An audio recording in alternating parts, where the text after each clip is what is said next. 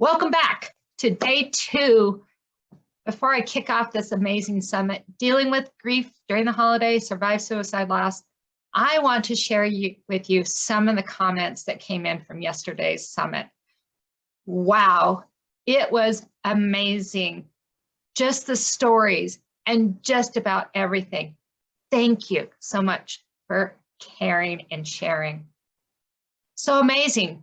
I cried the rest of the day because of the stories. I know there is hope. I felt like they were telling my story. I don't feel alone on this journey anymore. These comments and more make my heart sing because through this summit, you are being impacted, transformed, and helped. Yesterday, I told you this would be an amazing summit. I'm so glad that you have felt the same. And I want to take you down that path of imagination again. Imagine that after Christmas, after New Year's, this holiday season, you experience joy. I want to have you imagine that you laughed genuinely. I want you to imagine that you slept through the night. Imagine you are healthy and happy. People are going to notice that you're moving through your grief because you attended this summit and learned something. You will look in that mirror and see yourself differently. You will notice your progress, and so will others. I'd like you to type in the chat box what you would like to imagine. So you are in the right place. In just a minute, I'm going to bring on Carrera, our first speaker. I'm going to tell you who I am. I'm Peggy Green, and I'm the grief specialist, and I am your host and organizer for this grief summit. And again, I want to thank you so much for joining us. Now, you're going to be wowed this weekend. This weekend, speakers have thousands and thousands of people that they have helped around the world. They are suicide survivors like you. They share their stories of hope and inspiration on the stage, in their books, and on their podcast. They volunteer their time to the American Foundation of Suicide Prevention, are licensed mental health professionals, and passionate about helping others. Now, I want to introduce you to Carrera. Carrera Brendel is passionate about giving people aha moments that create goosebumps and catalyze powerful action. Carrera is honored to serve young adult professionals in her work in mental health and higher education with an emphasis on healing perfectionist trauma and personal support. She's a licensed professional counselor, a private group practice in Denver, Colorado. She's proud to speak on suicide prevention since 2017. Today, her topic is the stress of suicide, reducing fear through caring connection. Let's all give Carrera a warm welcome by saying hi, hello, welcome in the chat box. And Carrera, I'd love you to go ahead and take it away. Thank you, Peggy. Thanks everyone for being here this morning. So as Peggy said, I'm a mental health therapist. I'm passionate about talking about this topic in particular, but also more to increase the confidence around this topic. I know it creates a lot of fear, a lot of adrenaline, a lot of anxiety. And my mission back in 2017 was to help mental health therapists have this conversation because even they were saying they weren't comfortable. So if I can normalize this in any way, the key takeaway I think is if we can't have the conversation, let's find someone who can, because this is important and could save a life. So thank you, Amy, for the welcome. So I know for Peggy and I, we were talking about some numbers, some myths, some fears. So I want us to be as interactive as possible. If you're comfortable chatting in the box with us, I can see what you're saying here. Thank you, Charlie. So we're going to go ahead and talk about some of those myths, but also what we can do to actually feel like we're prepared to have this conversation with loved ones, community members, anyone else that we come across. So have you all heard the number 135 when it comes to suicide prevention? Has this number popped up on your radar at all in the context of suicide? Anyone have a guess what the number 135 represents? If you have a guess, put it in the chat box for us. Now it's early for some of you, thinking about what this number could represent. Charlie's saying survivors, something around survivors. Any other guesses for what 135 represents? Now this number is coming from the American Association of Suicidology. They're the folks that are doing all the research. And yes, Diane, you absolutely have got it. If I had a prize, you would get it. So this is the minimum number of people impacted by each suicide, minimum, right? So when we think about people suffering, because that's what suicide is very much about. It's about pain. It's about feeling like it's inescapable, that there's no change in sight. When these folks are telling us people would be better off without me, no one would notice, no one cares, this is the number that pops into my head. Because in essence, we're saying that each person who does in fact die by suicide, they're impacting at least 135 people. And that number can be much larger than that. So we think about communities who are rocked by this, we're thinking about celebrities who died by suicide. This makes a difference, right? This actually has that ripple effect.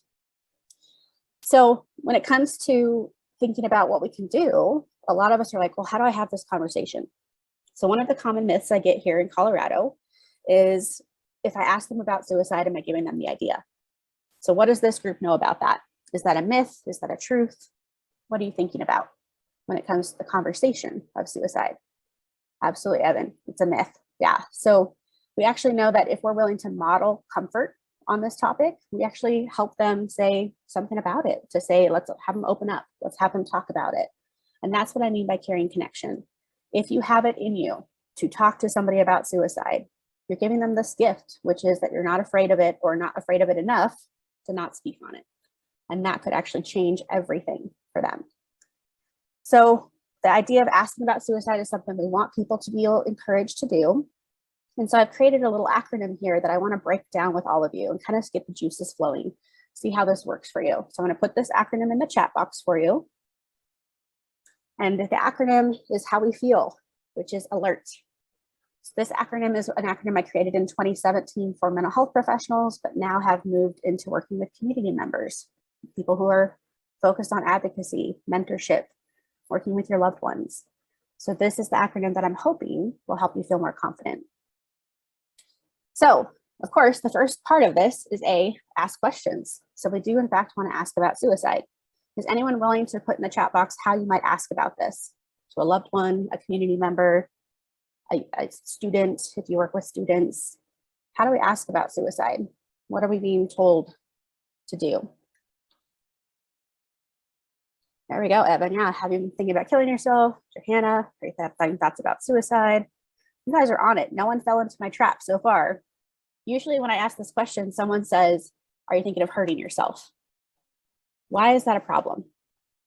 For those of you who are thinking about this deeply, why is asking, are you thinking of hurting yourself, not quite what we want when we're talking about suicide? Anyone have a thought?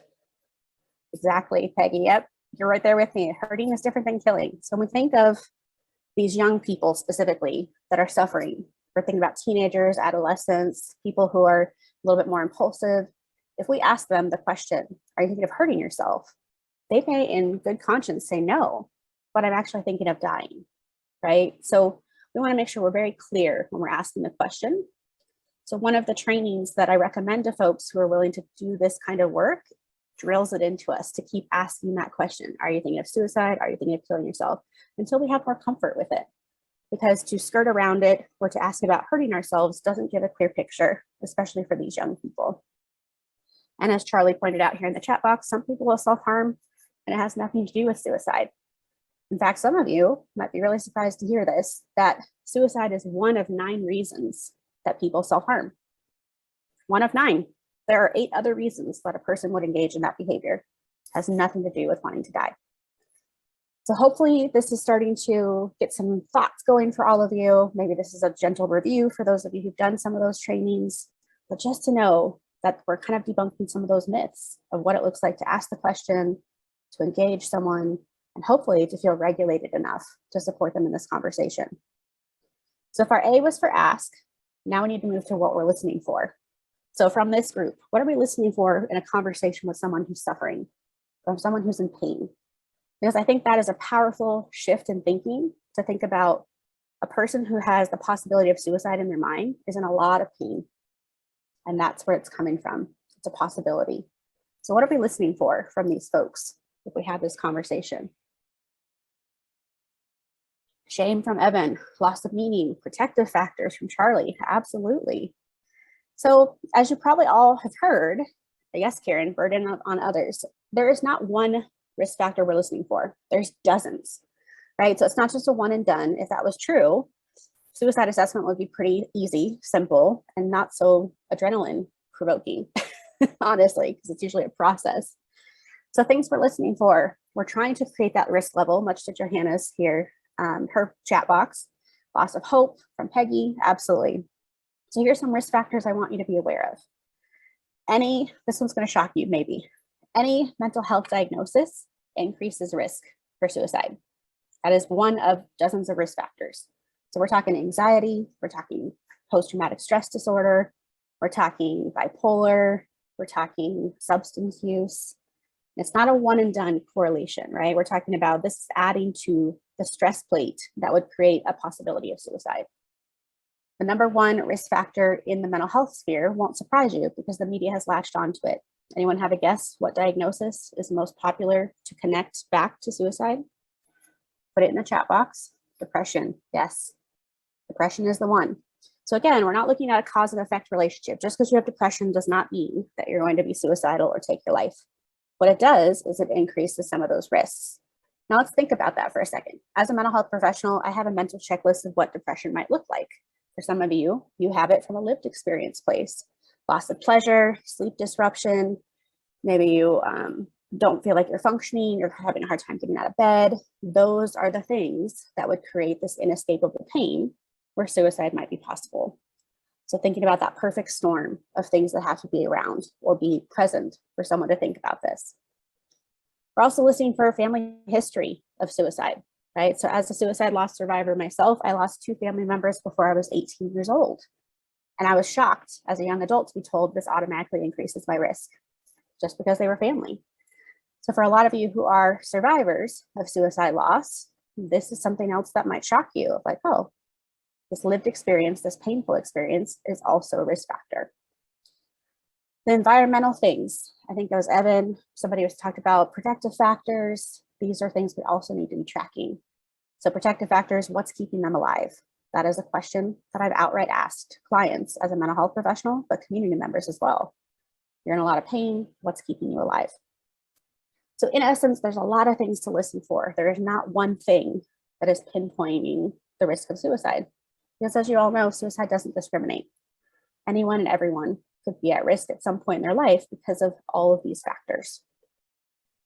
So now we are on to the E of this acronym. So I'm going to put it back in here too, so you have it. So E for engage. How can you help? Well, if we've started this conversation, we don't want to just leave it out there with no resolution, because we've actually asked them to trust us with their pain.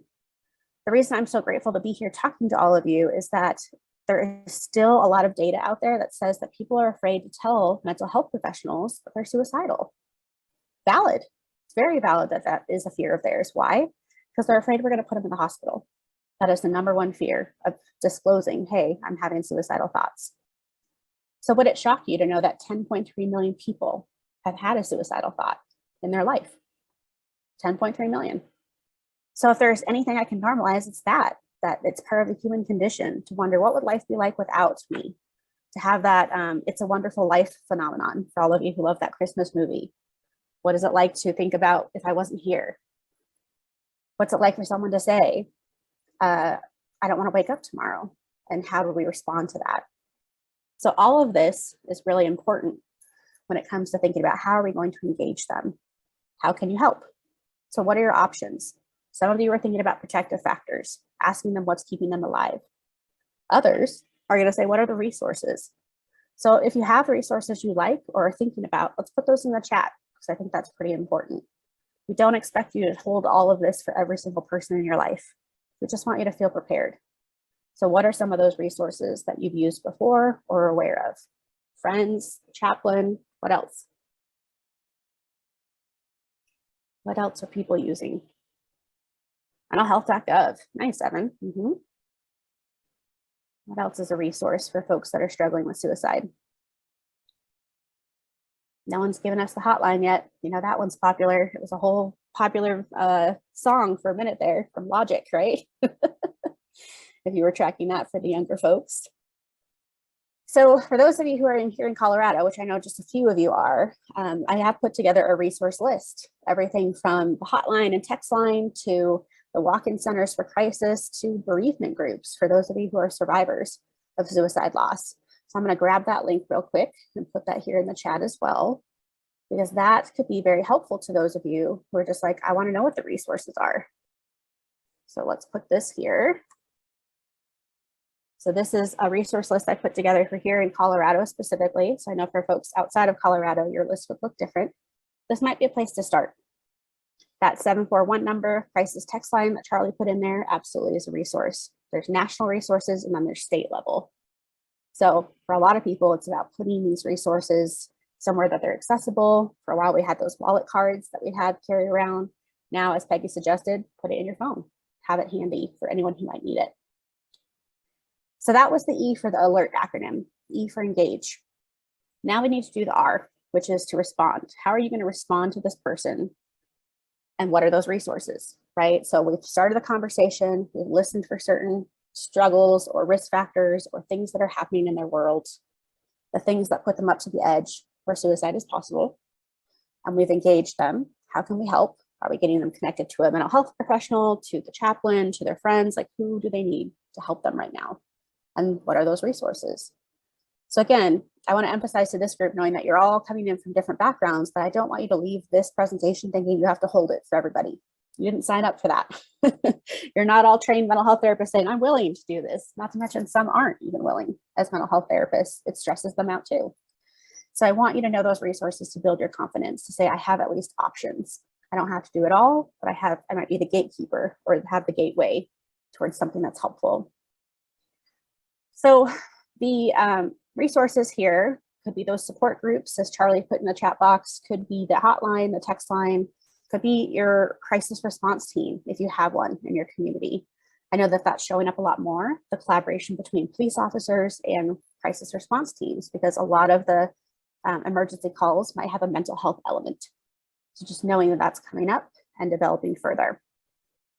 The last part of this acronym, of course, is your T, right? So we're at the A-L-E-R-T, so tasks. What action steps can I take? Are you following up with that person? Are you checking back in with them if they've been struggling? Are you making sure they get to the hospital if that feels like it's an appropriate role for you? Is it calling for help? Is it notifying a parent if this is someone who's young, who you're worried about? Is it making a welfare check because they're struggling? It's just knowing those options and making sure that you're feeling good about the outcome. Because sometimes that worry about them doesn't really end in an hour. Sometimes it's a follow-up of the next day. How are you feeling? Or visiting them in the hospital if they end up being hospitalized. Those kinds of things. So I want to pause here to see what questions are coming up from this group when it comes to this acronym. Does this resonate? Does this help you? Is this overwhelming? What's showing up for you now? Burning questions.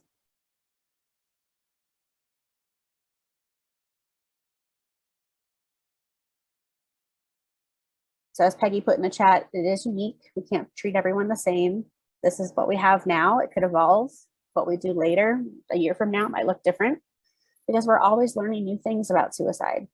We're learning about what makes the capacity for suicide, what makes that possible. Are we adding to the risk factor list? Are we looking at other protective factors? You know, the one that's really on everyone's mind right now is sleep disruption, which lo and behold in the pandemic has been a challenge, right? Most people are waking up at 2 or 3 in the morning. Maybe they're anxious, maybe they've lost their job, maybe they're stressed about their finances. People aren't sleeping so well. And so that would be a potential risk factor if it continues to disrupt their life. Let's see, how long do you keep catching up with them? Some people latch on to you. Suggestions. Oh, good question, Diane. So I think it's really about where your level of comfort is. Is it really about the warm handoff, making sure they're getting to a professional? That might be then your permission to step away, knowing that it's in someone else's hands. Versus, let's say you're in a mentorship role, or you're a volunteer, or you're in a school, for example. You might then want to make sure that you have a team of people checking in with them, that it's not all on your shoulders. For many people right now, their bandwidth is very narrow. They don't feel like they can give a lot. They're kind of struggling with their own stuff. So to be available to others feels really hard. So I think I would give anyone permission to say, do what you feel is right. And then if you have to step back, let them know that, you're passing the torch, and that's okay. I don't expect anyone to be the one and only resource. That would be an equation for burnout, in my opinion. Thank you, Charlie. So Peggy is saying, I heard that people make a decision to kill themselves and act upon it within 5 minutes. Ooh, if that was true, and I know Peggy and I talked about this offline, if that was true, we wouldn't have this conversation. It would be like, there was nothing we could do if someone makes a decision in 5 minutes. Now, we do recognize that different age groups have different experiences. So what Peggy is picking up on is that our adolescent or young people generations are scaring us a little bit more because of their impulsivity. They're the ones that might have the idea, the plan, the thoughts, the means, and make a decision in 5 minutes. Now, the good news as a mental health professional is I'm here to tell you that that is the exception to the rule. That is not the general response. We do see that more often in adolescents. However, for many of people, if we think about this from the lens of pain, someone who's in pain might be in pain for weeks, months, years before suicide is possible. So that is reassuring for those of us who want to have this conversation, to intervene, to help, to have something shift, but it's not so impulsive for everybody. I know each person's suicide story is different, but the majority of people will be in pain for a while before suicide shows up as a possibility. So we have some time. That's the good news, if there was good news. Great question. Other questions that are coming up from this group? I have one for you, if not, because I know Peggy and I talked about this when we first connected about this summit. So she's focused on holidays, which are absolutely hard. They're definitely triggering. They're challenging for those of us who've lost someone, we're missing that person. There's all sorts of things that come into play. For a lot of you, you might assume that the holidays are the time where we see the most suicides here in the US. And Karen's shaking her head, I can see you. And she's like, that's not true. And I agree, it is not true. So the question for the group is, when is the most common time, the most frequent time for suicides here in the US? If it's not the holiday season, when do we see the most suicides? Fun fact. Spring. Evan, you are like a rock star. So specifically, for those of you who wanted to track this, here in the US, because each country is a little bit different, but here in the US, March through May has the highest suicide rates. Talk to me about why that is, for those of you who are tracking this. Why would March through May have the highest suicide rates for adults in the US, even for young people in the US? What's going on March through May? In spring, more sun, more energy, same rumination, seasonal change. Yes, Johanna, absolutely, that's a factor. So for those of you who are tracking the mental health conversation, folks with bipolar disorder, depression, they tend to have a little burst of energy that shows up in the spring. That's just naturally with the season change. And once we have that energy returned to us, suicide is now something we have energy to try, right? If I'm chronically depressed, clinically depressed, I can barely get out of bed, it's going to be really hard for me to make an attempt. But when I have that burst of energy, now it might be more possible. This is why we get nervous about spring break. This is why a lot of therapists are jaded about spring break, because we're like, ooh, it's fun, it's sun, but it's not fun for us because we're tracking those folks who have a shift happen. When they change their meds, absolutely get more new medication, gets new energy, that spring fever, spring cleaning response. We're all subject to it. When we come at it from a mental health lens, it just starts to look like a little bit more risk. So this is why the mental health community is very much tracking spring, but also changes to medication or hospitalizations, because that could increase some risks as they kind of pop out of a depressive episode. Evan's talking about, that self-isolation, and then stop isolating. Yeah, so like when they start getting invitations, we saw a lot of isolation here in this pandemic, so just seeing some things shift as our environment shifts. What other questions are coming up from the group? I want to respect the time we have today and see how you're feeling about all this. So we've gone through our ALERT acronym, what we can and cannot do, empowering you to feel like you can take the reins if you feel like it, and if you can't, to find someone who's willing to have this conversation.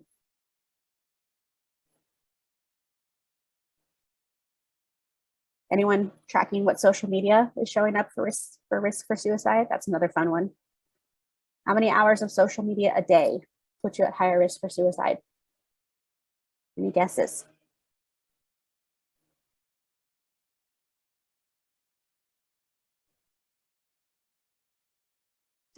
Peggy, if that were a case, we're all in trouble. If it's 1 hour, we're all in trouble with that. Other guesses.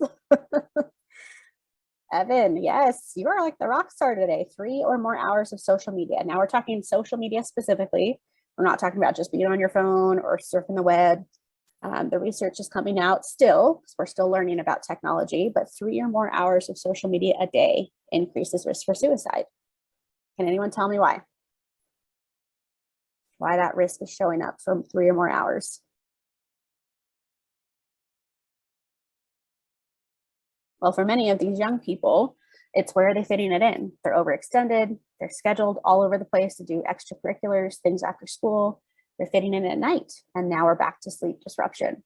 It's where are they fitting it in? The wee hours of the morning, distraction, comparison, feeling like everyone else has it together and they're not quite feeling that. Social pressure and comparison, absolutely. Fear of missing out, FOMO from Johanna.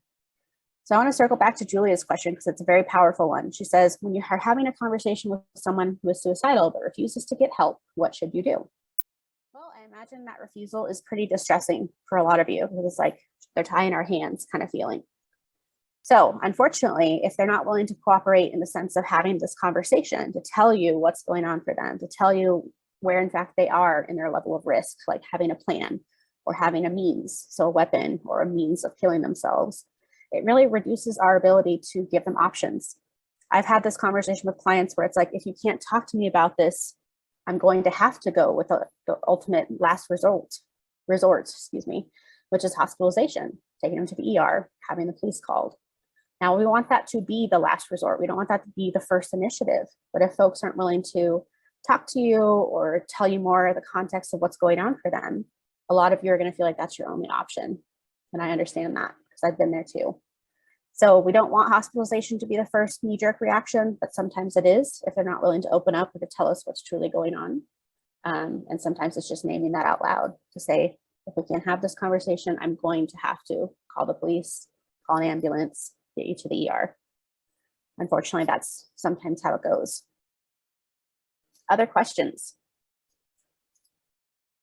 Hopefully y'all access the resource list here for those of you in Colorado, just to get you started. I'll put it here one more time. Any other questions as we wrap up my short time with you today, just getting the juices going this morning?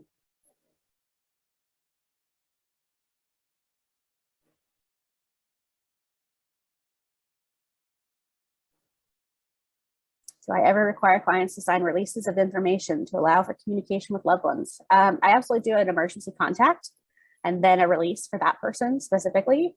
But also as part of my mental health work as a therapist, my first conversation always includes, here's your limits of confidentiality and privacy, which includes that conversation about if you are suicidal, I'm going to protect you in all the ways that I can, which might include telling your loved one what's going on so they can help and safety plan. So yes, long story short, I do get a signed release, permission to talk to that person, but only for emergency reasons so that they still feel like they have autonomy in therapy. What's the goal with them? Hospitalization, counseling, goal with who? The clients or goal with the person you're helping? Maybe clarify for that, Diane, a little bit if you can. Person helping. So for a lot of people, it's just about getting them connected to the right person. So if you know this person, if they're a loved one, you might already have a sense of, do they prefer a chaplain? Do they prefer a therapist? Do they prefer a best friend? Who is their person that they feel most comfortable having this conversation with? Is it their mom, their grandma, their mentor, their coach? So I would not say that everyone needs to see a therapist. That would be very biased of me being a therapist. But for some folks, they're more comfortable with a community member. Maybe it's, I had someone who was their hall monitor at school. Okay, thanks to Kara. So now I'm going to introduce to you our next speaker, Carrera. She is a mental health and suicide prevention educator, advocate, speaker, and clinician with 20 years experience in the human services field. She serves on the Massachusetts Board of Directors for the American Foundation for Suicide Prevention and on the executive committee for her local suicide prevention coalition.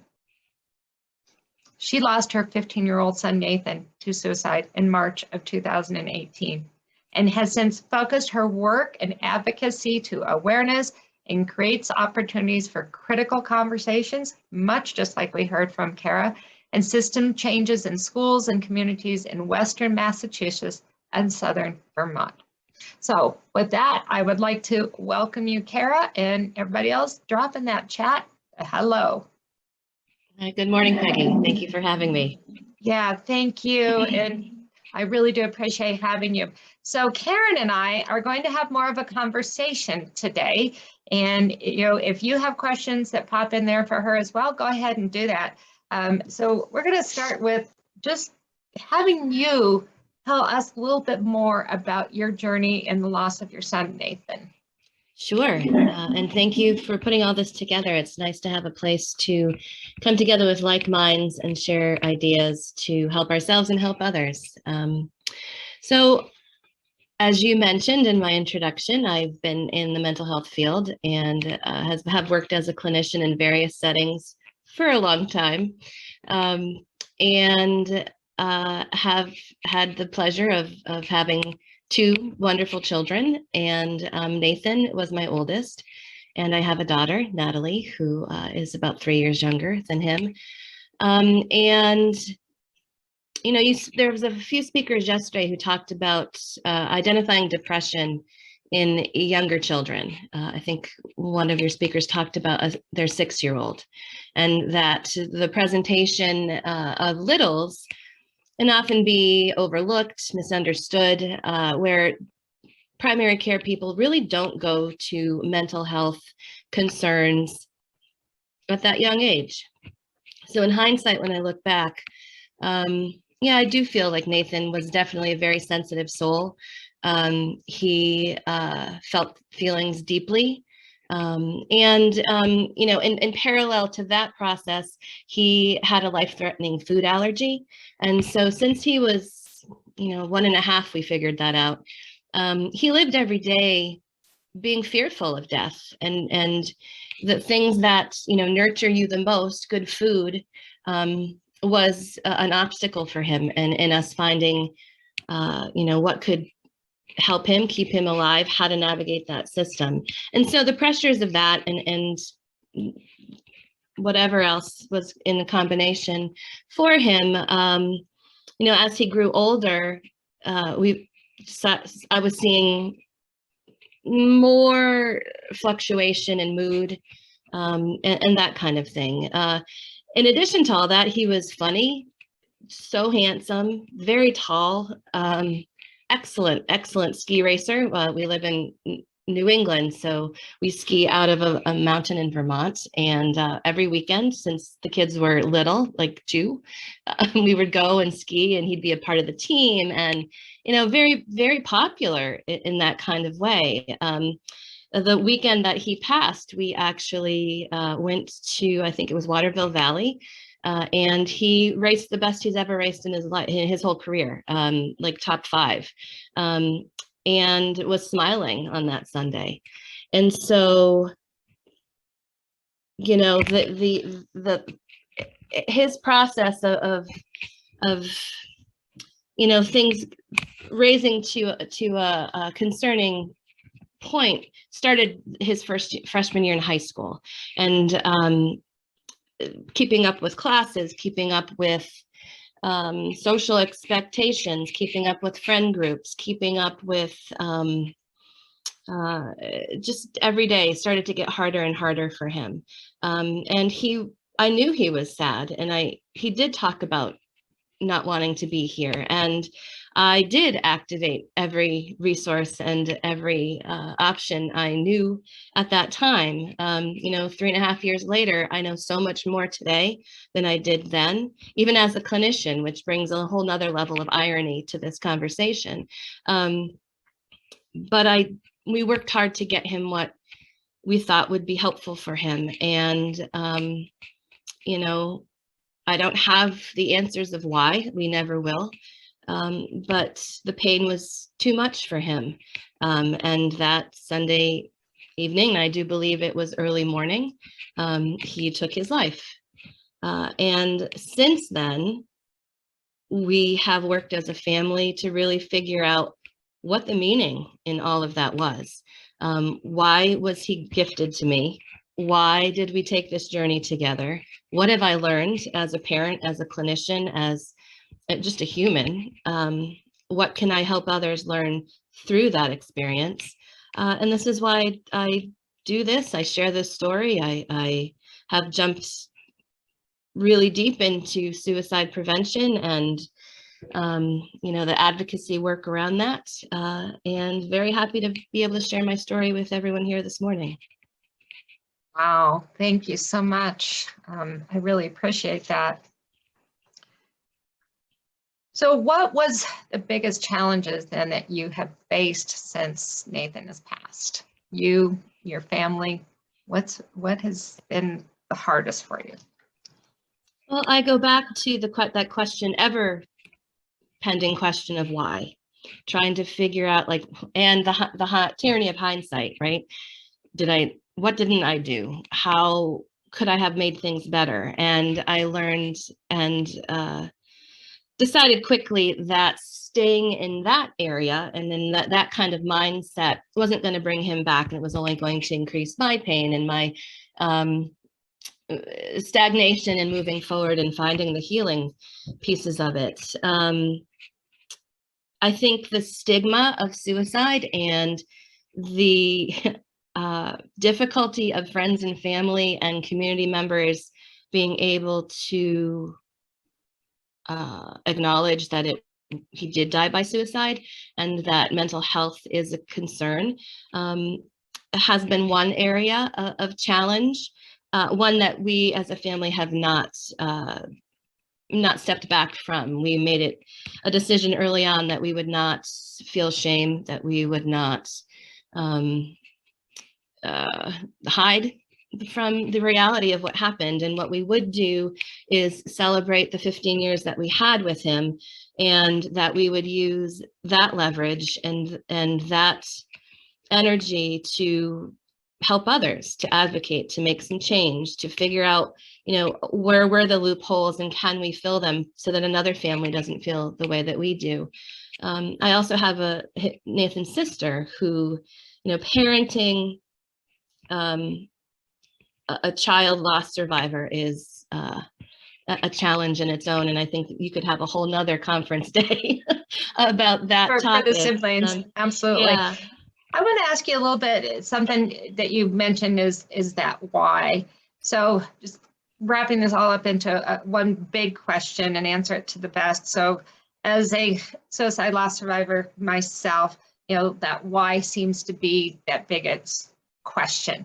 And so have you feel like you have answered the why? And what would you advise for those people that are trying to find that answer? What would you tell them? Sure, great question. Have I answered the why? I don't think I have fully answered the why. I don't think I ever will fully answer the why, but within that process, I have figured out my why I do the work I do, why I tell his story and say his name every day, and why I contribute to wanting to make the world a better place for those around me.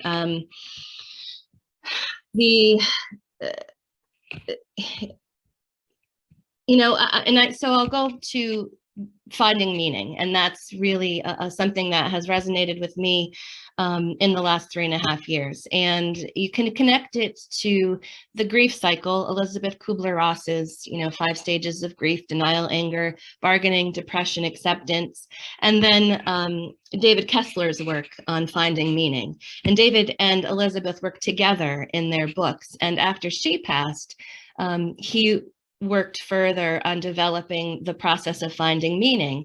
And in that finding meaning, I think that there's reconciliation with the idea of why me, why him, why this, why now. And so I embarked on that journey pretty quickly after he passed. Don't you feel that with that, finding that your meaning, it's making a choice and making a decision in what you do with what you've been handed now? Absolutely. Yeah. And we know that the grief stages of grief is not a linear process. You can float in and out of them and experience them all at the same time. You know, your grief journey is individual to you. And so the finding meaning piece, he connects it to acceptance. And I feel for whatever reason, and I don't know if it was the hardships of coming to terms with, you know, his food allergy as a young kid. Like, I knew that there was a risk every single day, every meal he ate, that I wouldn't have him. And so that mindset was there for me earlier. So the acceptance of him passing, I don't feel like I struggled as much with that as maybe some anger, maybe some bargaining, depression for sure. And in and out of all of those things, I found, you know, what am I going to do? What actions can I take? What can I, you know, what is in my control, frankly? I can't control that happened. I can't bring him back. But what is in my control? And I asked myself those questions. And then I thought about passion and purpose, and that coming towards finding meaning. And so my entire life, passions for me have been working in a healthcare profession. You know, I have been a clinician forever, we mentioned earlier. Advocacy, being a voice for people who don't necessarily have the strength in their voice. Creating and building new things, that has always been a passion. And music has been a passion for me. And so I took all of that, and then I looked at purpose. And the purpose for me was to heal, to help my daughter, to help my family, to honor him, to not forget that he was a part of us, and to cherish those 15 years as a gift, and to move into a place of figuring out how to live with the grief that we were given. And I think, you know, for me, I took all of those things, I cast a broad net, you know, into all the organizations around. So I found AFSP, I found my local coalitions. In Southern Vermont, we have an endowment in Nathan's name, and we're connected with some of the healthcare centers in that area to bring programming, to bring suicide prevention, to bring mental health awareness to youth and families in that area. And in all that work, that keeps me connected to Nathan. It keeps me feeling like I have a hope and purpose to help someone else in his name, in his memory. And it really has softened the layers of grief that that will be a part of my life forever. Yeah.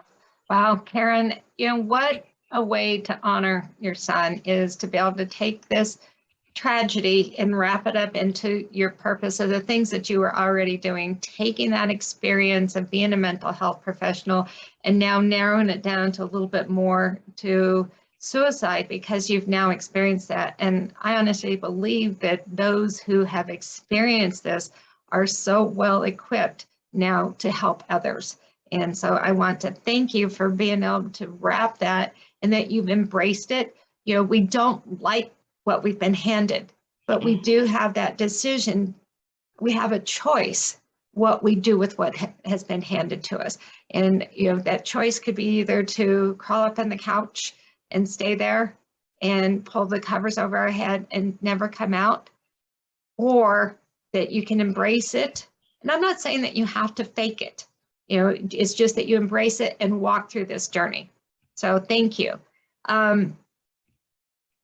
So if you were to take and talk about like one thing that you've learned in this whole process, what would that be? See if you can narrow it down to one. That is a challenge for sure. Okay. I mean, give me a couple, Ann. I've had an education of a lifetime in the last 3.5 years, for sure. Absolutely. I was gonna say, don't we find that we educate and learn so much more and understand it? And that is part of the process. And educating and learning, that we can now go, okay, I've learned this and it's helping me to understand and accept that this has happened. Yeah, and I want to share something really quick, because I don't expect, like, I am this odd unicorn who just loves to throw myself into all things. So I've been trained in a bunch of different, QPR, the alert, the mental health first aid, all the AFSP Talk Saves Lives programs. So I threw myself into that. I've read 100 books in the last, 2 or 3 years. I don't expect that. I think that's a little bit of a unicorn experience, but that's me. And so it's really gauging it from where you come from, right? And learning from others. So in the quest for finding out why, I decided to think and listen to and understand other people's experiences. And that was super helpful. So, we talked about finding a trusted adult or a point person, or, a friend that you can listen and talk to. And I found that even my bestest of friends really had a hard time making the connection to the extreme experience that I'm living through. And so finding people with lived experience, finding, suicide prevention, like-minded people, or grief support groups, or being a part of this, that, or the other, where you can look at someone across the table and in their eyes, that they understand exactly what you are going through and what you feel. There's something very special and unique in that. And I encourage everyone who's listening today to look into that if you haven't found that yet. There's a comfort in that that's hard to describe, but it's uniquely real. And Karen, that is so true to the point that finding people that it's a unique experience and that others can relate to. So absolutely. Absolutely, in finding somebody. And I want to ask you a question, one that's popped up in the chat box here. So, sure. So somebody, Diana, is asking about first holidays without her son. If you have, we've just gone through Thanksgiving, Christmas is coming up shortly. So if you can give her, some tips, we can. Absolutely. And as I say, because my son passed away December 14th, 3 years ago. So we're about 6 months apart in that. And so having experienced that loss right before Christmas, that was quite the challenge. But why don't you give us, and we can talk a little bit about getting through that first holiday. Sure. That whole series. Before I say that, I also wanted to add just a little bit to my last statement. Like, listening to other people's stories is really important. And in the time where Nathan passed, Hamilton was like the big deal at that point. And then it came out on Disney Plus, whatever. But if I decided to look at Eliza Hamilton's life, and Eliza Hamilton lost her son, lost her husband, lived through the war, you lived through yellow fever, went on to live till in her late 90s, which was unheard of at that time. And how did she survive? She survived. She built and created the first orphanage in the United States.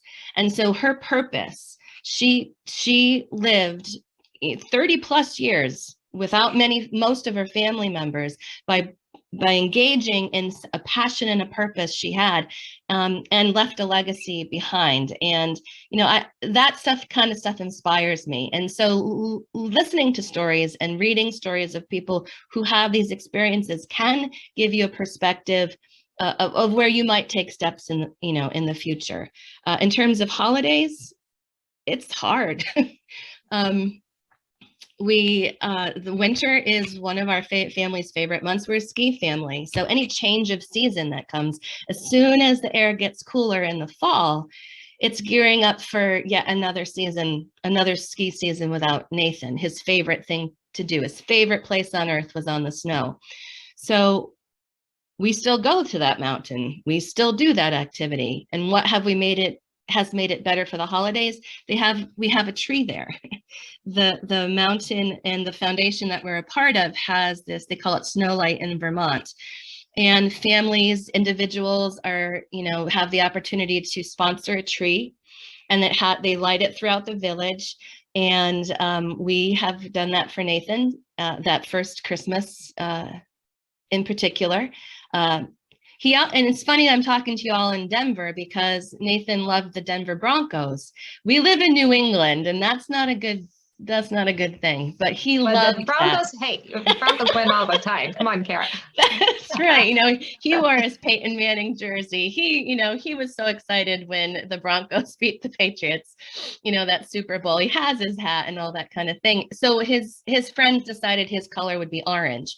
And so that tree, every year, it's a tree, it has lights on it, but it has an orange bow. I get a huge orange bow, like as big as my hair, and I put it on the top of that tree, and all of his friends walking through know that that's Nathan's tree. Natalie, my husband, and I walk through, we know that that's Nathan's tree, and his spirit is still a part of the mountain, of the ski teams, of the ski family that we had up there. We do a similar thing here back home. Another thing that I've done for the holidays is, because I was gifted with 2 children, I have for a long time given back to either foster families or other, agencies who are looking to sponsor a child for the holidays, who have fallen on, hard times or whatever. So I still do that, and I do that with a special twist in Nathan's name and memory, just to give back. Nathan loved oatmeal cookies. That was his favorite. And him and I had this food connection because I was the one who was responsible for keeping him safe. So we had this dance around food. He loved mashed potatoes, he loved beef stew, and he loved oatmeal cookies. And so I make them. I don't make them throughout the year like I used to, because sometimes it's too hard to do that. But for the holidays or for a special occasion, or if I just need a little extra hug from him, I'll make an oatmeal cookie. Actually, I'm thinking about making them this afternoon. So, it just keeps that memory, a special something that you've had with your loved one, with you. We set an extra plate at the table for him. We say his name every day, and holidays are hard, but every day is hard. And so if you get yourself in the habit of saying their name, of keeping their spirit with you on a regular basis, getting through like the high expectation times, it is a little bit easier, or I find that at least. Absolutely. And, I want to just build upon that, saying their name is, as you get to know more of my story, but to be able to acknowledge them and keep their memory alive without it becoming that elephant in the room where you don't speak about them. And because we really miss them at the holidays, and wanting to be able to speak about them feels so awkward if you haven't been speaking about them the days, the weeks, and just throughout your life. So you want to reduce that awkwardness, and setting the extra plate, doing things in memory of your loved one. And one of the big things I advise people to do is to plan and think about it. You know that Christmas comes out every 365 days. You know that their birthday comes. You know that their angelversary comes. And being prepared for it and thinking about what you might want to do, I think, is such a big help. And okay, Christmas, do you want to think about it and go, do we want to do the same things differently? Or do we want to do the same things? We want to do things differently. Do we want to celebrate? Instead of having Christmas dinner, do we want to go skiing? Or do I want to have, Connor's favorite was macaroni and cheese. So I'd have macaroni and cheese and my traditional ham, so planning about it, and you can plan it. And then also, if you feel comfortable and those others feel comfortable, draw them in on that planning process. Yeah, and your efforts don't have to be an act on Congress. I mean, I think that's important. It doesn't have to be these grand gestures that impress, the whole neighborhood. It's about you, and it's about finding that healing moment. So making a cookie, having your decoration colors be a favorite color of your loved one, planting a flower in their memory that you nurture and you grow year after year. When I have a few here, and when they bloom, it brings me so much peace and joy. And then I see the butterflies and the dragonflies around those flowers. There's just something comforting that keeps that connection alive, and it keeps it there. And it doesn't take away the pain. It doesn't take away your grief. It helps make it different. It helps make it more manageable. And, it goes back to what is your, ask yourself what your passion is. What are things that are important to you, or that relationship that you have had with your loved one, and bring that into your day to day. And for me, that absolutely does soften the edges. Yes, thank you. Thank you. So, Karen, how would anybody get in touch with you, or, what do you specialize in helping others in navigating this grief? And because you have given us a ton of valuable information, great perspective here. So how would they get in touch if they wanted to connect with you on a one-to-one basis? I'll put my email in the chat box in a second. And, I'm on the East Coast, so I'm involved with AFSP Massachusetts, and I'm doing a lot of, advocacy work. I guess email would be the best way. And then we do lots of trainings here on this side of the world too. So, if people are close, and thank goodness with Zoom, like we all connected today across the country and in Canada. So, that's fantastic that we have this tool, and happy to be in a conversation, offer tips and tricks, steer people in directions that have helped me. Just glad to be a part of this. And I wish everyone peace, and to find a little bit of the softer edges as you go through the next couple of weeks. Next, I want to introduce you to Kelly Nielsen. Kelly didn't grow up with plans of becoming the grief guru, but life had other plans. She started her journey with grief after losing her mom to suicide in 2017. Just a year later, she lost her son Quentin to an accidental drug overdose in July of 2018. She discovered keys to accelerate her healing in the midst of this back-to-back trauma in her life, and decided they must be shared. Kelly has since become an author, a speaker, and a coach. She shares her personal story as well as the process she used to recover from her loss in her book titled, You're Not Crazy, You're Grieving. She also established the organization called The Grief Guru, where she and other coaches offer individual and group coaching to restore hope and accelerate healing for those who have experienced loss. And I want to welcome Kelly. So the first question that's actually popped up as we were waiting to get started was, how do you relate working with a weight loss coach to working with a grief coach? Take it away, Kelly. Weight loss is so personal for people, but you can still find a program that works for you. And there are programs and steps that you can take that will dramatically increase your success. And so I'm thrilled to be here to share some thoughts around what people can do around the holidays to make them less painful and more joyful. Awesome. Thank you, Kelly. It's a pleasure to have you here to really be able to focus on some of these things with holidays, and hopefully you'll be able to answer some of those questions that were popping up earlier. Yeah. So I saw the question about how to tackle the holidays, and you mentioned it as well, having a plan. When I talk to people, what's your plan for grief recovery? I've yet to find a person who says, well, this is my plan. For some reason, we feel when it comes to grief, like if we just wait, time will heal all wounds, which isn't true. We just sort of let grief happen to us, and it comes, and then we deal with it as best we can when it shows up, and it tosses us around. But like anything else, having a plan ahead of time and taking consistent intentional actions is the key to succeeding. That's our approach we take with our health. That's our approach we take with finances. Like that's our approach that we take to solving just about any other problem. So I don't know why we feel like grief is different. So the first best thing you can do for the holidays is have a plan. Sit down and think for yourself what feels life-giving, what feels restful, what feels appropriate. A lot of the work that I do with people is just giving them permission to do what's best for them, helping them to think through what that looks like, and then having the tough conversations, or maybe the easy conversations of advocating for yourself what you need this holiday season.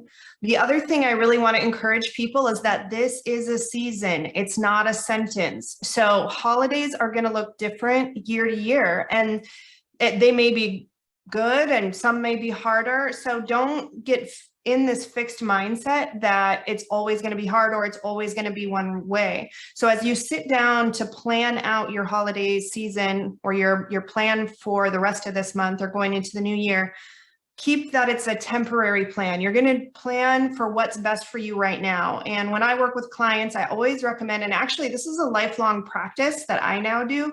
Every 3 months, I go through this process for myself, because whether you're grieving or not, to take a look at what is serving you in this season and what is not serving you in this season is just a good idea. And we've all learned as we're grieving, your emotional energy is a finite resource. You only have so much emotional energy in the tank, and you need a lot of emotional energy to even deal with grief, to get out of bed, to do the basics. So you need to be very mindful and manage your emotional energy, just like you would manage financial resources or anything else.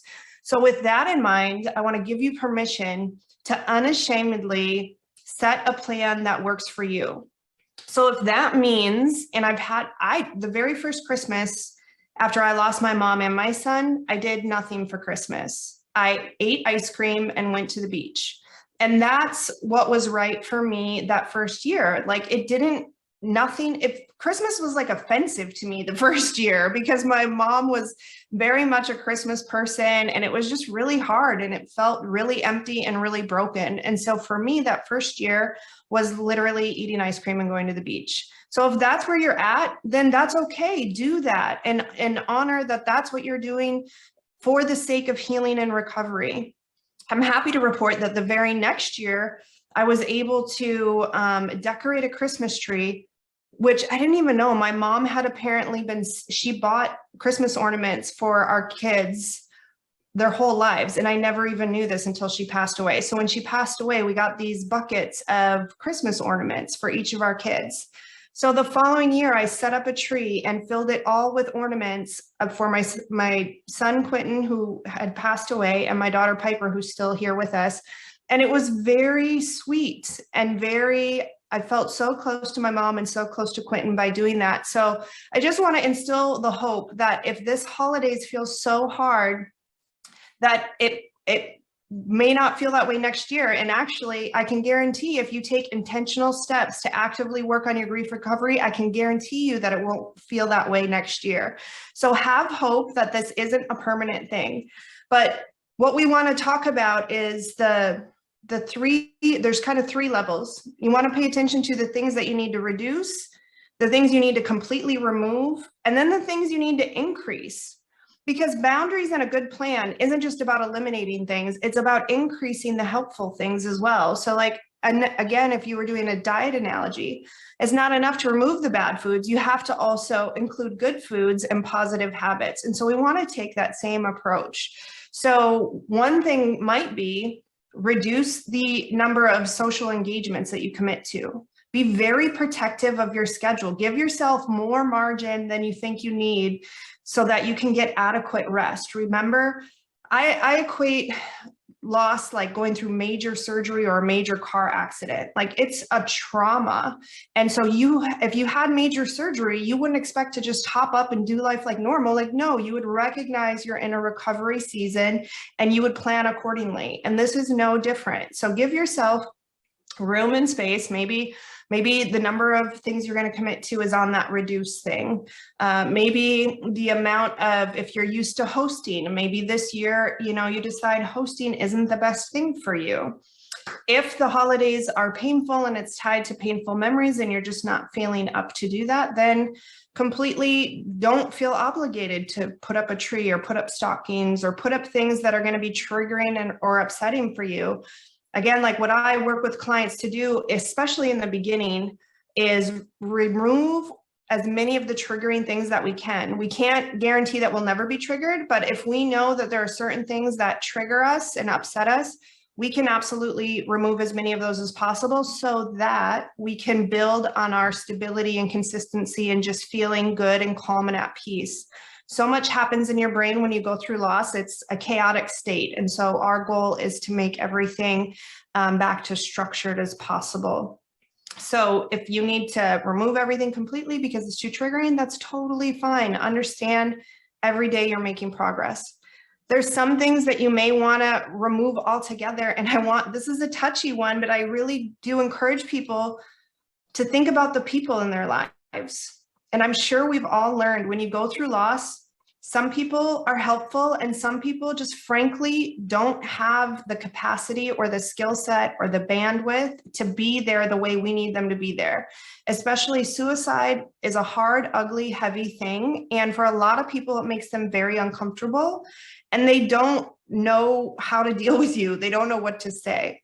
And so your job in that task is to recognize which are the people that are filling your tank and which are the people that are draining your tank or not really there for you in the way that you need. You need to actually sit down and think about this.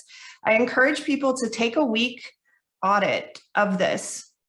And as you have conversations or you interact with people at your work or through your friends or your family, after the conversation, how do you feel? What bucket would you put them in? Are they somebody that you maybe need to reduce for a little bit so that you can regain your emotional strength? Is it somebody that right now they're just not giving you anything good in your recovery and you need to just remove contact with them for a season?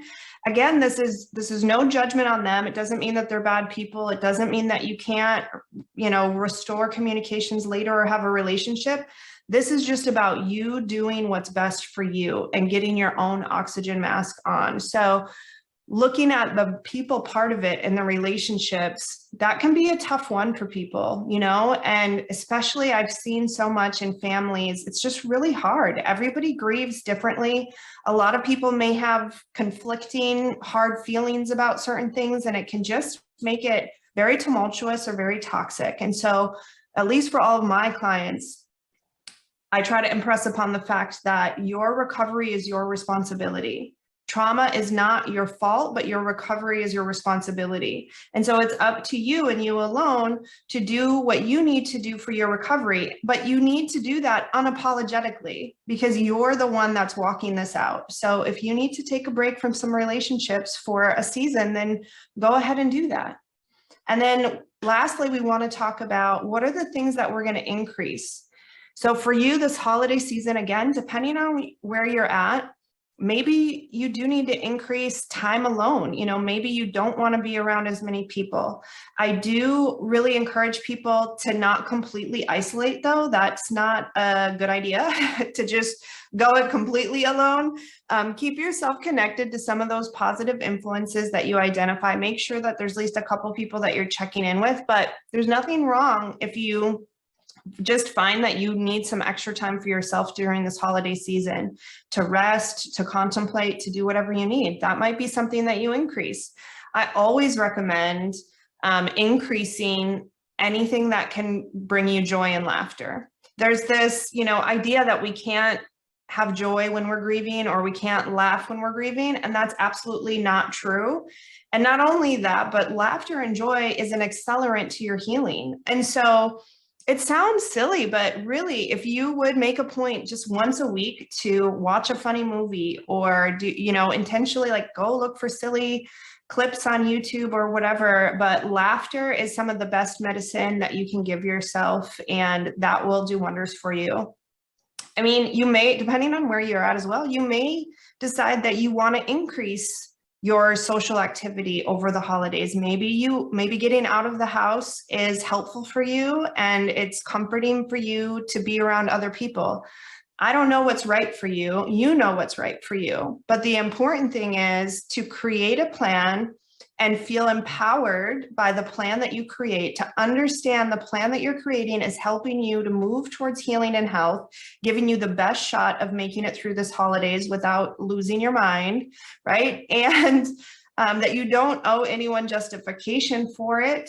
And then that you share that plan with somebody else and have somebody help hold you accountable and or support you in that plan. Because taking new steps and creating new boundaries is a hard thing, even when we're totally healthy and not in the middle of a trauma or crisis. So it's especially hard when you're grieving and you're going through this really hard time to then try to create boundaries takes a bit of strength. It's not impossible, but it absolutely takes support. So I encourage you to find some support in holding up this plan, whatever that looks like for you. It could be a counselor, a coach, a pastor, a support group, whatever, but let somebody know about your plan and ask for their help in having you, make good on this plan. The last little tip that I do want to leave or comment about is be flexible with yourself. It's okay to just hold loosely to your plans. It's okay to, RSVP to a gathering and you wake up that day and you just realize you don't have it in you, then be flexible with your plans. Nothing is set in stone or rigid. That's one of the gifts that I have from going through grief and loss is I am way more flexible. Like I am way more flexible with my plans, my goals, my time. I understand that things are fluid and nothing is set in stone. And it's actually a much better way to live with this flexibility. But even if you go to an event, I always encourage people to have like a escape plan that go there with, especially if you can go with someone else and have some sort of signal that if it's too emotional, if you're overwhelmed, if you get in a conversation that is going sideways, literally like pull on your ear and have your person come save you. I don't know if any of you in your single days went on blind dates and you had that friend would call and save you from the situation. Have some sort of plan like that in place so that if you do try something, you do go to an event, you do something and you find out it's too much for you in that moment, have a way to make a gracious exit. And again, don't feel bad about that at all. Like what we're all doing, it takes Herculean strength. Like it's like superhero strength, what we're doing. And so to think that we're just gonna, make cookies and open presents like nothing is, not really realistic, but we can still participate in the holidays in some capacity. We still can enjoy the season, or we can still completely skip the season this year if that's what we need to do. So that's my strategy for reduce, remove, increase. Any thoughts, comments, questions, Peggy? Holly, that is absolutely amazing. And some of the things is that, having that plan is so important. And then being able to have that exit strategy, because we get to that point where we break. And being able to realize and be gracious with ourselves and say, you know what, I've had enough and it's time to go.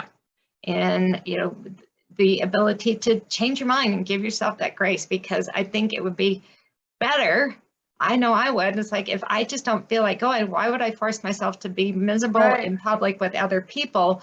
And when it would be more comforting to be wrapped up in a blanket and having a cup of hot tea, in doing that self-care. So being able to change your mind is definitely that self-care and being nice to yourself when it comes to that. So I love the fact that you want to reduce and that piece you mentioned about taking those people out of your life who aren't serving you. It's really difficult, but when you need to talk about your child, about your mom, about your experience, and they are the ones that are saying, you should be over it by now. Those are the ones, we're gracious with them and that they may not understand what's going through, but we also know that those are not the ones that are going to support us. And, frequently I hear people who are grieving who say, well, my sister isn't there for me. At the same time, we want them to be there, but we also have to understand that they don't have that bandwidth. They don't have that skill. They don't know how to help us. And unless you have the bandwidth to be able to share with them and just say, I need your help. And if nothing else, just come over and sit with me as I cry. Let me cry on your shoulder. I actually had a friend that didn't have much of a bandwidth except to listen literally to me cry. I would be driving home, I would be triggered, and I would call her up and just say, I need you to listen to me cry. And she would, and then I would get through that crying episode, and then we were able to talk about what triggered me. But I was able to directly tell her what it was that I needed, and not everybody has that. Yeah. So yeah, half the battle is learning how to advocate for yourself. So the first thing is knowing yourself well enough to know what you need in that moment, right? And then secondly, how to communicate that to the people that are around you. But even when you do that, not everybody has the capacity to be what it's so common with my clients. Like, we expect our support people before this happened to be our support people for this. And most times they're not, they can't.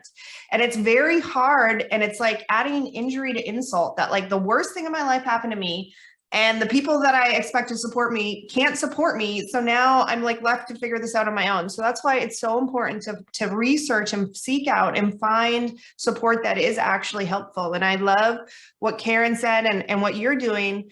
And what I'm doing is coaching people who, I work with people who've been through similar losses, because for me, I personally didn't want to go to a counselor. I'm like, I don't care what your book says. I don't care what you went to school and learned in a textbook, and nothing against counseling, but just for me, I was like, unless you have been through what I've been through, you can't possibly know, and so it's so important. And that's why I think we need more of us that have been through things like this and have gotten to the other side to, number one, be examples. And then number two, show people the way. Because when it happened with my mom, I went looking for help. I went looking for support, and I didn't find it. I went to a support group where people were just commiserating, and I was in a tough place. It was like 6 weeks after my mom died, and I was just barely getting out of bed, and and I went there, and everybody in the room could understand my pain, which was so comforting. But everyone in the room was in the same condition I was in, and it had been months or even years for them after they lost their loved one. And I was just like, oh my gosh, I guess this is what life is just going to be. I'm just going to be sad and barely making it through for the rest of my life. And unfortunately, there's too many of that kind of model out there where people aren't actually helping you to move through it. They're just commiserating or sharing how much it sucks, which, it does. We know that it does. But in my opinion, and what I was desperately looking for was like, okay, tell me the things that is going to help me to get through this, and tell me the things not to do, or that's going to prolong this, because God knows I don't want to stay in this state longer than necessary. I want to find whatever I need to do to change this. And it's still there's not enough of us out here doing this, and there's a sea of people who are just so debilitated by grief because there aren't enough tools, in my opinion. So that's why I love these kinds of events, to just help spread the word. Absolutely. So, we've talked about throughout the summit about those who are, grieving, and how do we get them that help? And then how do you offer them? So, if I were interested in working with you because you've lost your mom, and again, it's that uniqueness of having lost your mom to suicide versus child lost to suicide. Your son died by a drug overdose, and so people may relate to you a little bit more. So how would they get in touch with you, and what's your process in being able to give them that support that you didn't get years ago? Yeah. So, well, my website is thegriefguru.com. I'm on all social media channels. I have a YouTube channel, which has a lot of helpful videos if you want to just get some nuggets and things like that. The place I usually recommend people to start is a bundle of tools we put together. So it's called the Grief Relief Bundle. So the website is griefreliefbundle.com. And it's the tools that me and the other coaches that I work with, when we're working with someone one-on-one, those are the tools that we use. So there's an assessment in there. There's a grief survival guide.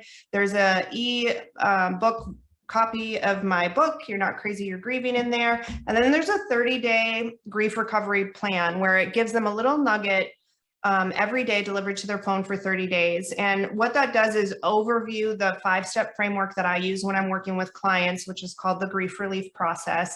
And it's powerful. It's powerful. I'm here to dispel the myth that you can't be healed or recover from grief. Healing is possible and available. And I would even say healing is possible and available in shorter time than we previously thought. It doesn't have to take years and years. What it takes is intentional, consistent actions and love and support. And so if you find the right actions and start doing the right things and putting those boundaries and all that kind of stuff, we're seeing tremendous results. When we work with clients in a one-on-one capacity, we take them through what we call our Grief Relief Accelerator program. It's a 10-week kind of intensive program. You're working with a coach one-on-one, but I'm telling you, it amazes me when I see the massive transformation that can happen to people in 10 weeks when they just set aside the time, come in and do the work, and put those things in place. It's amazing. Yeah, thank you. Those sound like some awesome resources. And then it comes through, your experience. One of the things that keeps coming up in, as you've mentioned here, is how we grieve, and that society has set us up to not know how to grieve and how to support each other. So can you expand on that thought?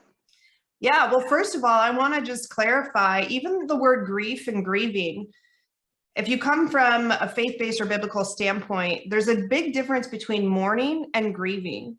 And we're actually called to mourn. And mourning is the external expression of internal grief. So grief is an internal condition. Grief is the thing that settles in your body and can actually keep you stuck. In the Bible, it's actually deemed as like a sickness. It's in your system. And so the way to resolve grief is mourning. Mourning is the external processing and expression of the person that you lost. And when's the last time you even heard the word mourning mentioned in anywhere? And we don't talk about mourning. We don't talk about it. So that's the first mistake we make. And then secondly, there's this idea, and it's so widely spread. If I had a nickel for every time somebody says you don't ever recover from grief, you don't ever move on, you just learn to live with it, or it never goes away, you just learn to live with it. We need to understand that even by saying that, we're setting ourselves up for failure. If you say, I'll never recover from my grief, then you never will. We need to understand that this is the analogy I like to use. So I had thyroid cancer about 10 years ago, and I had my thyroid removed. And so now I don't have a thyroid. And for the rest of my life, I don't have a thyroid, and I'll have to take thyroid medication every morning. It would be like if I kept saying, oh, I never recover from cancer, I just learned to live with it. Cancer happened to me and it changed me, and so I'll forever now have cancer. No, that's not true. I had cancer. It affected me, it changed me, but now I'm living on the other side of cancer. It's the same way with grief. You've lost someone you love, it changed you. The person you lost is never coming back, but you absolutely can recover from grief and live this new forward-looking life that, it doesn't bring the person back, but you can be completely healed and living with joy, freedom, and all that kind of stuff. It doesn't mean that you don't ever miss them or you don't ever have a sad day. We're not talking about being delusional. There's not ever a day I don't have to take my thyroid medication because I don't have a thyroid, but I'm no longer struggling from cancer. And so I think that's where we miss the mark. I think that we're describing it the wrong way, and it's setting people up to believe that healing or recovery is not possible. And that's just not true. I totally agree with that, Kelly, because I see people say, I will never, ever, ever, ever, ever, ever get over this. And it's that mindset in which they tell themselves. And I think, on the societal thing is that we have this expectation as a society that we only celebrate people and that we don't grieve, that we don't mourn, and that, that we should be back to that normal in a matter of days. And it's just a short activity that those who haven't been through it, because we've lost that support. We have families that are dispersed across the country and across the world. And so we no longer have that support. We're not taught how to support people or how to process it ourselves, because it becomes that elephant. Death is that elephant, because people, die, and we are afraid of it. But that's it's part so of that circle of mind-boggling. life. Yeah, but it's the circle of life. It happens. It happens to everyone. It's like birth and death are the only commonalities that every person on the planet have. We all have those two things in common, yet we're so weird about talking about death or acknowledging it or having processes for it. I don't understand it, but yeah. And that's where we come in, is because now as coaches in that grief realm, is that we are stepping in and helping those people who don't have those support systems. Right. And that's where, as a coach, we can offer our advice, our experience, and say, you know what, this is what we've been able to do. These are practical tips that we've gained. And Right. this is what I found, what's worked for me. And so I Absolutely. suggest that people, because it's like you said, you break your arm, Right. you don't hope that it's going to heal. Right. You don't Okay? say forever, I'm dealing with I have a broken arm. Like, no. You go to the doctor, you get x-rays, you get a cast, you go through that process of healing. And the same thing with grief is that there are people like us to help you through that. And you can make that decision in between counseling. And there are times when that's important and when it works, but explore your options and talk to people and find out what works for you, because everybody's unique in this journey. Absolutely. Amen. I love it. Any final thoughts with that, Kelly? No, again, I thank you for putting this on. I think we could literally be having things like this every week, and, people need to hear it. So I appreciate your time and energy to coordinate it. And my hope and prayer for everybody that's on or that will watch the replay is that you will find an increasing measure of peace and joy and laughter this holiday season and in 2022. We are coming close to the end of this summit, and thank you for everybody hanging on. Thank you for all of your awesome questions. And so it is with my pleasure that I get to wrap this up and bring to you our final moments here. So I am Peggy Green, the grief specialist, and I want to go ahead and get started with what I've got to share with you today. Ask yourself this question. Are you wondering how you should be grieving? Are you lost and don't know where to go for help or what to do? Do you ask yourself why all the time? I once asked myself these questions. I understand. I believe we have a lot in common. Someone close to you has died by suicide, and that is why you are here. Some of you know my story, but for those who don't, if it's okay with you, I will share it again. So while driving home in rush hour traffic on a Friday afternoon on a cold Colorado winter day, I was lost in thought, thinking about Christmas and everything I needed to do. Christmas is my favorite holiday, and I love having my family together. My thoughts were interrupted when my phone rang. It was my daughter. Her usual greeting was, "Hi, Mama." But on this day, something felt different. I pulled off the highway, and the words that she could barely utter are forever branded into my memory. She said, "I don't know how to tell you this, but Connor is dead. He killed himself. You see, Connor is my son. Connor is my only son. He was just getting started in his life, his career. He was only 24 years old." And so I screamed at the top of my lungs, hitting the steering wheel and holding onto it so tight my knuckles turned white. My breath was taken away, and I yelled at God and asked, how did this happen? How would I survive this nightmare of 27 years earlier when I suffered the loss of my firstborn child at 9 months old? A parent's worst nightmare is to have a child die before them. It's not the natural order of things. Do you find yourself thinking the same thing? I couldn't believe it. And with the first loss, I looked everywhere for help and resources, and I felt like I couldn't find them. I felt like I walked this journey alone. And in between those losses, I experienced other family deaths. My father to cancer, my mother to cancer, my sister to cancer. And what I discovered is that as I made it through those processes, I helped myself heal. And I knew that the things that I had used and had built through the times would help me through my son.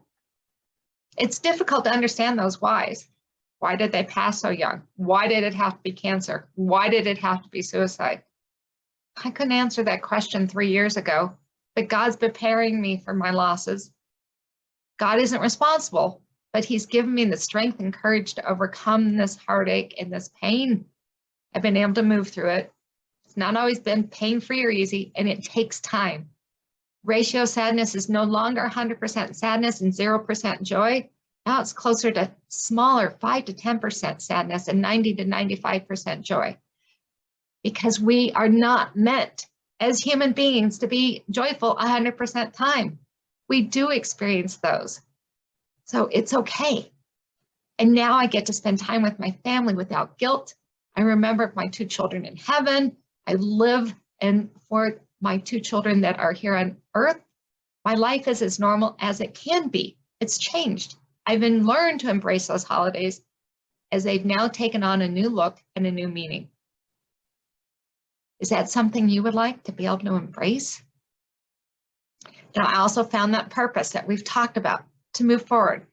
I help women move through the mental, physical, emotional, and spiritual suffering caused by child loss and by suicide. And I wrote Life After Child Loss, a Mother's Survival Guide to Cope and Find Joy after my son died, and decided to wrap into grief coaching. I know my son would want me to turn this tragedy into something with a purpose. So in the next 15 minutes, I'm going to be sharing with you the roadmap for surviving suicide loss. And regardless of where you are on this journey, your first holiday, your umpteenth one, or somewhere in between, you will learn practical tips that you can use today, throughout this holiday season, and future ones. And the holiday season is upon us. And since my son died just 10 days before Christmas, I remember putting on a cheerful smile during the day, then coming home, crying myself to sleep. Have you experienced this? I bet. I believe, based on my personal and unique experience with child loss and suicide, you deserve someone with that unique perspective of moving through grief to help you cope with this, with those emotions, overcome health challenges, and find joy. So there are 3 parts to the roadmap to move from grief to healing. 1, acceptance. 2, understand your fear. And 3 is healing that suffering in your physical, mental, emotional, and spiritual health. So let's dive into that roadmap. This roadmap will unfold, and there will be new creases that you create and torn edges as you travel through this journey. Hold on to this roadmap. You will use it repeatedly. This grief journey has been placed in your hands, and you don't know how to navigate it. You have never traveled this road before, and you are ill prepared for this journey. Do you feel that way too? I understand. I also want to let you know that you will have many twists and turns, but you will come out. So getting started on your journey is the hardest. And I start with acceptance as the first part of your roadmap. And here's a quote I feel has made a big difference for me in that acceptance piece. It's from Oprah Winfrey. Radical acceptance applies to every crisis, every difficulty, every challenge in your life. And stress comes from wanting something to be what it isn't and doesn't change until you first accept it is for what it is. Then make a decision as what to do next. This makes sense in your ever-changing world. Accept what has happened. Choose to love life. Choose to process your grief and accept you have a new norm. You never asked to be in this place. I get it. It's difficult. Do you feel that? Do you feel the same way? Acceptance of your loved one's death does not mean that you are forgetting them, nor does acceptance of death does it mean that you are left unscathed. Death of a loved one will change you. It doesn't mean that you're healed. It does not mean you're whole again or that your grief is gone. It gives you that ability to move forward. I want to share with you a story from Eileen, one of my clients. She's been working with me for a few months, and she was struggling with accepting her son's death. As we talked through this, I saw how deeply she loved her son, and I suggested she write a letter to her son, Tim. In this letter, she needed to talk about all the things that she was feeling, that she couldn't see him, she couldn't talk to him, and that she missed him. She also needed to feel all of those emotions, anger and denial, disappointment and sadness. She wanted to feel that. So we wrapped up our Zoom session with her promising to herself she would do this even though she felt it would be extremely painful and feared doing it. So when we met the following week, she was eager to share about what she did, writing her son a letter. She had set aside an hour to sit down and really tell him her feelings and everything she wanted. And she was fearful of crying and being sad. She still wrote it. Indeed, she did cry, tears dropping on her pages, nose running and eyes blurry and swollen. She told Tim everything she'd been thinking and wanting to tell him since he had died, things that she wished she would have been able to tell him before. Writing her letter was that final kiss, hug, and I love you. It gave her permission to accept the reality that her son was gone. You've now unfolded your map a little bit, and it can be fearful. And I'm going to help you understand your fear with part 2 of your roadmap. The fear, the pain of healing may have you completely paralyzed, stuck, and unable to move forward. And I want to share another quote. This one is from C.S. Lewis. No one ever told me that grief felt so much like fear. Do you see yourself in this quote? Possibly the fear of healing, the fear of being judged, fear of forgetting. Do you see yourself in this? To live in fear is a horrible way to live. Dealing with it can be absolutely exhausting and draining. And it's critical to understand your fear to regain the you that you have lost. And you can face your fear by upping your awareness. And you can ask yourself these 3 simple questions to really evaluate and look where you are.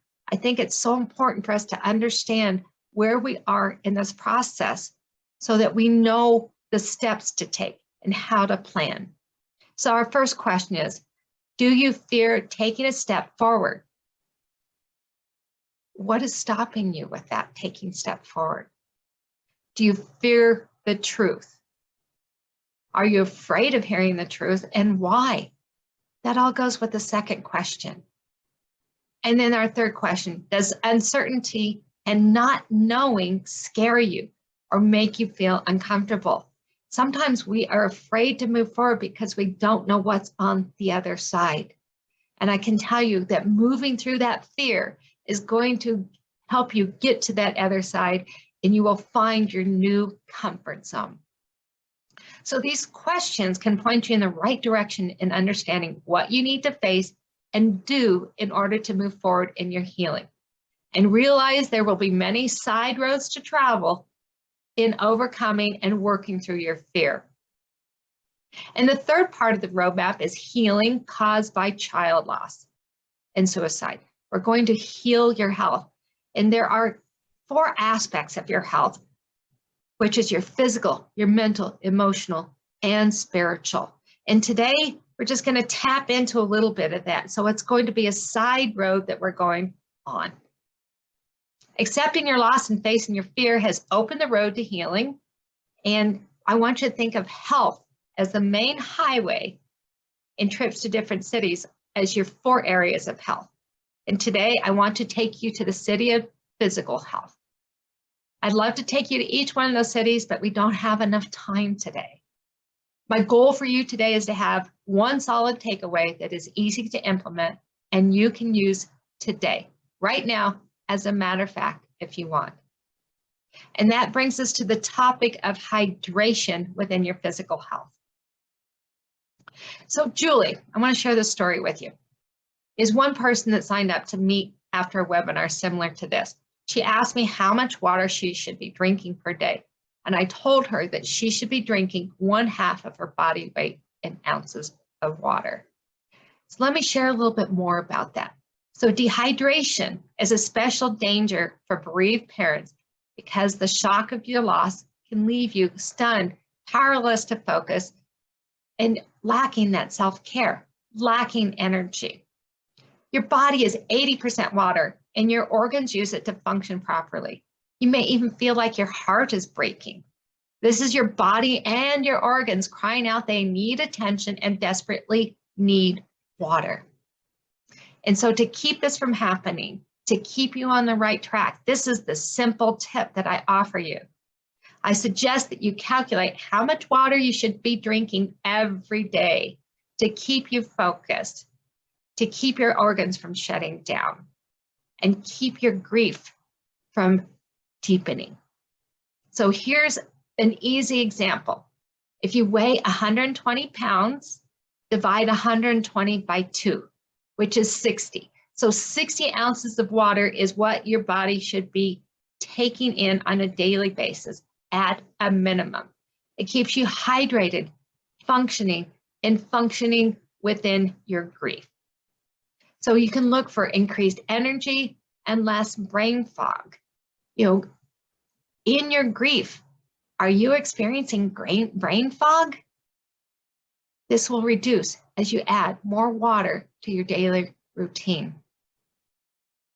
So those 3 things are your roadmap, is acceptance and understanding your fear and healing in your physical health.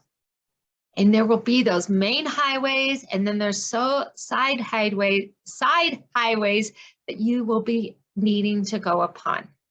So acceptance goes into deeper. We give ourselves permission to heal. We give ourselves permission to grieve. And then within that fear, we also can go down that and addressing those fears, naming those fears, giving you more tools. And then being a holistic grief coach, and the way I work with my clients is that bring together my experience as a personal trainer and a nutritionist and that practical experience where we wrap together the physical, mental, emotional, and spiritual. They're all interconnected. I really believe that in order to process and fully move through your grief, all 4 of those areas are necessary to be able to fully recover. And so now that you know I'm a grief coach and how I coach, based on what I've seen, I think it's a really good idea to explore what you need to do to move forward. And so there's 3 criteria I recommend you use to help you determine who you work with. Number 1, consider, does the person you want to work with have practical experience with child loss and suicide? Remember, I've been through child loss and child loss by suicide. And number 2, does this person have the passion to be working with you? I believe you deserve to have that support, that it's their passion and not just their job, that they can offer you the guidance to learn to live with grief and find joy. And then the 3rd criteria, have they personally used the tools and techniques they offer to you? And I know that everything that I use and that I use with my clients are practical tools that have worked. And that's what gives me the opportunity to be here and to be able to work with you. And just like that broken arm we talked about earlier, if you break your arm, you see the doctor. And with grief, you don't want to put off your healing process and getting that support. So remember, don't try to do this on your own. You want to be able to heal. So don't be one of those people who wish 2, 3, 10 years later that you were able to grieve and you don't like the fact that you have lost those years in your life. So I want to leave you with a short story. And after Connor's passing, I started posting on Facebook and I was being vulnerable in all my heartache and confusion and despair. However, having that mindset that I'm strong and courageous, my posts were not just about grief. They also included my methods and tips on how I was dealing with loss. And there were many people who were responding to my posts. So even without being an official coach, I was helping people. They knew that what I was posting resonated. And I'm blessed to have acquired those resources to help others. And I want to share, working with a grief coach, I personally did that after Connor died. And it was one of the best decisions I made because I was hurting so deeply. This was huge in helping me, having a coach to support me. And sometimes it's easy to get stuck in your grief, and it can take a coach or a mentor to move you along. I can be that coach for you. I can be the one to get you to where you want. And as arduous as it seems, you will survive the holidays in one piece. You will look back and say, it's the day after Christmas. I made it. You will look back the day after New Year's, and I made it. You will survive these. Set your mindset to do this. Your grief, it might be exceedingly difficult to get through this. However, you will get through it and come out. When you find yourself smiling, that is okay. Allow the joy to come through in your life. Your loved one would want you to be happy for you. The best gift you can give yourself is living your life to the fullest, even as you adjust to the loss and memory. So one of the most common questions that people ask me is, Peggy, how do I work with you? So my answer is to let's see if this is a fit. So I offer a grief breakthrough session. It's a 55-minute Zoom session.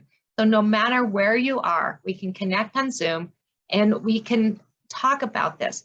And I understand what it's like to lose a child to suicide.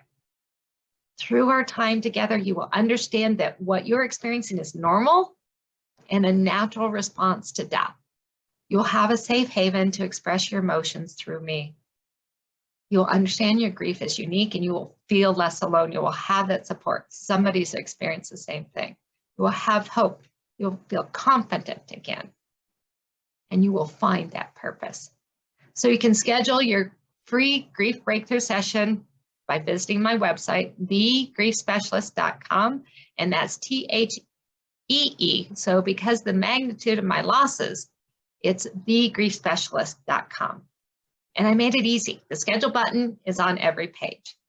And whether you work with me or not, it's important that you move forward. I want to thank you for joining us today. And so what I would like to do is share with you that this has been amazing to have you with us here. And this concludes Dealing with Grief During the Holidays, Survive Suicide Loss Virtual Summit.